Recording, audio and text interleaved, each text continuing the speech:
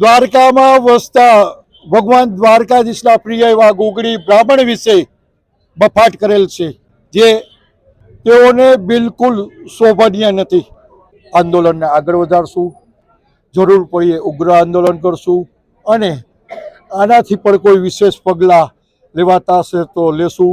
જો આ સ્વામીજી આવી કોઈ ભાષાનો ઉપયોગ કરી અને પોતાની પ્રસિદ્ધિ કરવા માંગતા હોય તો એ ચેતી જાય, કારણ કે આ દ્વારકાની પ્રજા છે એ તાબડતોડ જવાબ દેવા માટે સમર્થ છે. જય દ્વારકાધીશ. જગતનો નાથ દ્વારકાનાથ, દ્વારકાની ભૂમિનો રાજા દ્વારકાનાથ.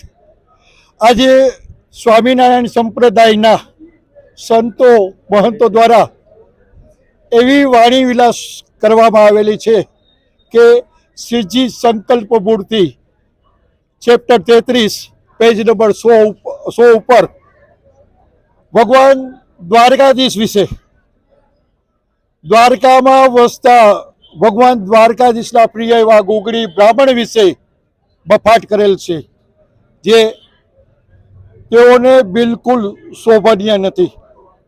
ભાગવત કથા મંચ ઉપર જે ભાગવતના ગુણગાન ગાય છે, જે દ્વારકાધીશના ગુણગાન ગાય છે, એને એ વસ્તુની ખબર નથી કે દ્વારકાધીશ દ્વારકામાં છે કે વડતાલમાં છે.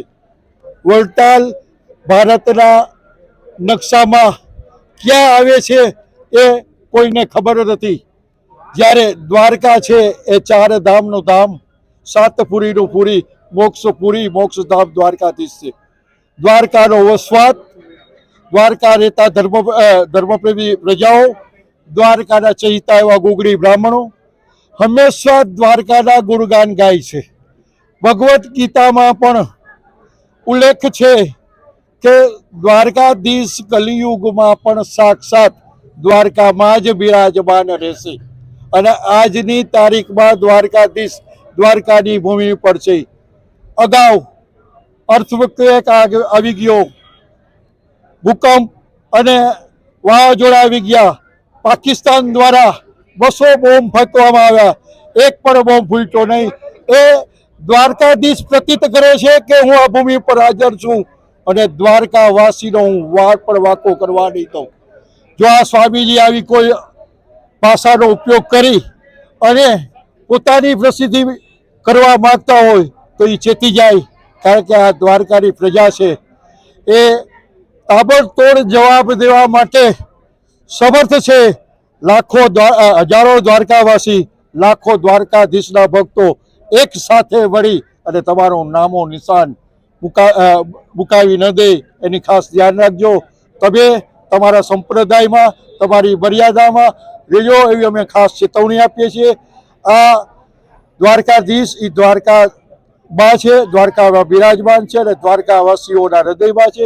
હજારો ભક્ત દ્વારકાધીશને માનવાના છે. તમારી હેલફેલ વાતથી દ્વારકાધીશ વડતાલમાં આવી જવાના નથી. આજે શું કર્યું આપણે? આજે આપણે આ જે સ્વામિનારાયણ સંપ્રદાયના મંતો દ્વારા જે વાણી વિલાસ કર્યો એનો એક પ્રથમ તબક્કે વિરોધ કરવામાં આવેલ છે. આજ આપણે એસડીએમ સાહેબને આપણો અવાજ પીએમ ઓફિસ, સીએમ ઓફિસ સુધી પહોંચે અને આ આવેદનપત્ર અલ્ટિમેટમ આપેલ છે કે 7 જ દિવસમાં આ પ્રશ્નનો નિકાલ કરે. જો આ પ્રશ્નનો નિકાલ કરવામાં નહીં આવે તો લાખો દ્વારકાના ભક્તો, દ્વારકાધીશના ભક્તોને સાથે લઈ, દ્વારકાના નગરજનોને સાથે લઈ, દ્વારકાના તમામ જ્ઞાતિના પ્રમુખો પ્રજાને સાથે લઈ, દ્વારકાના વેપારી મંડળો અને તેના જે કોઈ કરતા હતા હોય એને સાથે લઈ અને અમે આ આંદોલનને આગળ વધારશું. જરૂર પડીએ ઉગ્ર આંદોલન કરશું અને આનાથી પણ કોઈ વિશેષ પગલાં લેવાતા હશે તો લેશું. કોર્ટ રાહે, સિવિલ રાહે જે કંઈ ફરિયાદો થઈ શકતી હશે, ફોજદારી થઈ શકતી હશે, એ તમામ પગલાં અમારા દ્વારા લેવામાં આવશે. અસ્તુ. જય દ્વારકાધીશ.